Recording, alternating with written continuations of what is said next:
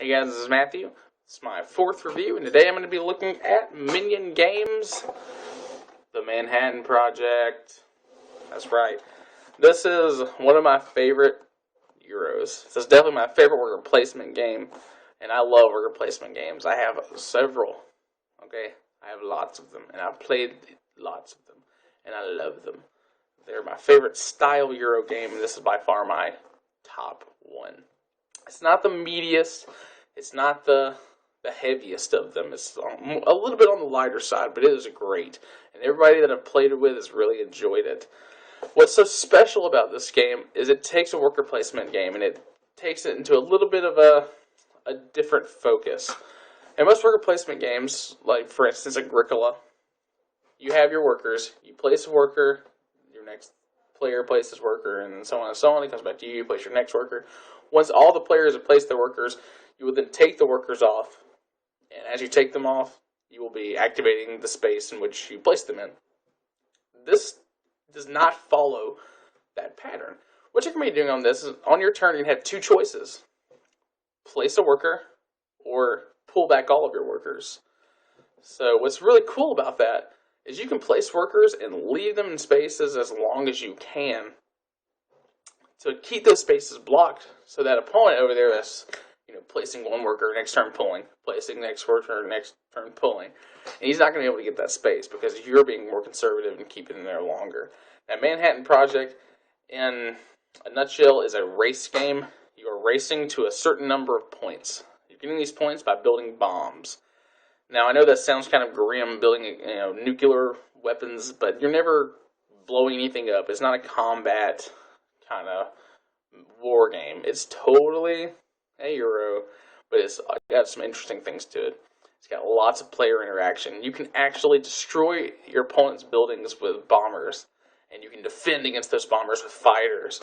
You can send workers as espionage agents to your opponent's player board to use their buildings, but not just use their buildings. You're blocking them from using their buildings, because if there's anybody on a building, they can't use it. It's very, very cool. But like I said, on your turn, you get two choices: place a worker, pull workers. After that, you have your player board, which you're going to be buying and placing different types of buildings on your player board. Now, after you make that initial place or pull part of your turn, you can do as much with your player board as you can. So essentially what you're doing in this game is you're creating this complex engine on your player board. You want to use the main board as little as possible, because you want to build up this really gnarly player board that can kind of self-sustain itself. So you do your minimal player board turn, and then you can pull off this very, very intricate little combos and engine building on your player board. It's very, very cool. There's a lot of depth in this game for it to be so light, but it's really, really easy to teach. It's really easy for people to kind of grasp the concept. I highly recommend it. If you haven't tried it, I would definitely recommend you try it. By the way, I didn't mention the designer. His name is Brandon Tibbetts. I believe this is his first major, published game. I would love to see more by this guy. It's very, very good. It's got a very cool art style. I'll show you. You might be able to see this a little bit.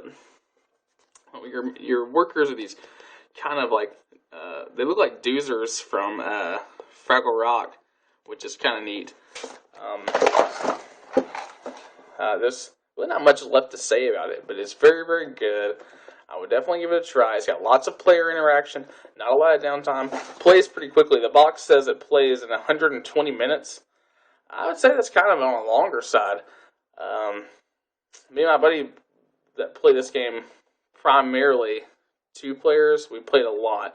I mean, we can crack out games in 45 minutes sometimes, or we're just gunned where we can just do it very quickly. It goes to 5 players. You're going to get into a little bit of a longer player number with more players, especially the less inexperienced players, because you're going to be kind of getting a little bit of analysis paralysis with your player board, because when you build up those engines, you kind of have to refigure it out every turn. But yeah, I would highly recommend it if you like worker placement games. If you like the theme, I would totally recommend it. That is Manhattan Project by Minion Games. Thanks, guys.